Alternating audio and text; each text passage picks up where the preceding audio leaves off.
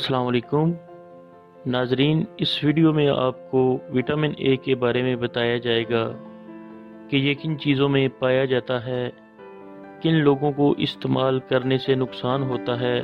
इसके अलावा एक आम फर्द को रोज़ाना इसकी कितनी ज़रूरत होती है और अगर ज़्यादा मिकदार में लिया जाए तो क्या नुकसान होता है।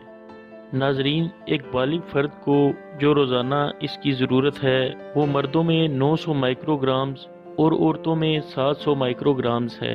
लेकिन अगर आप रोज़ाना इससे ज़्यादा मिकदार खाने में ले रहे हैं या सप्लीमेंट्स की सूरत में ले रहे हैं तो ज़ायद मिकदार जिस्म में स्टोर हो जाती है जो कि बाद में इस्तेमाल हो सकती है। लेकिन ज़्यादा मिकदार लेना नुकसानदेह भी साबित हो सकता है।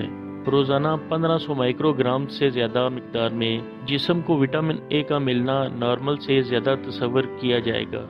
तहकीकात से साबित है कि जिस्म में विटामिन ए की बढ़ी हुई मिकदार हड्डियों की कमज़ोरी का सबब बनती है और उम्र बढ़ने के साथ इनके टूटने का खतरा भी बढ़ जाता है। ऐसे अफराद जो ऑस्टियोपोरोसिस जैसे मसले से दोचार हैं, खास तौर पर बूढ़े अफराद और खासकर खवातीन, ऐसे अफराद ज़्यादा मिकदार में विटामिन ए ना लें और हामला खवातीन भी अगर ज़्यादा मिकदार में विटामिन ए लें तो नौज़ायदा बच्चे को नुकसान पहुँच सकता है।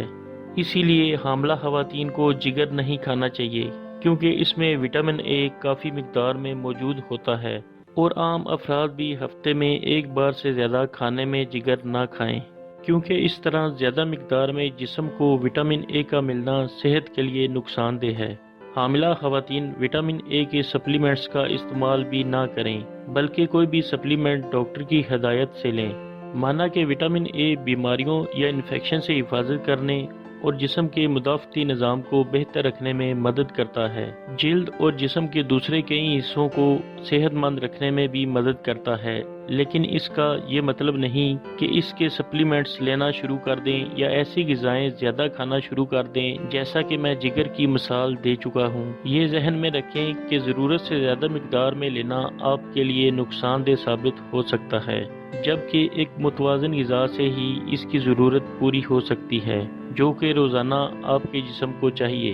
आपको बताते हैं कि कौन कौन सी चीज़ों में विटामिन ए काफ़ी मिकदार में मौजूद होता है।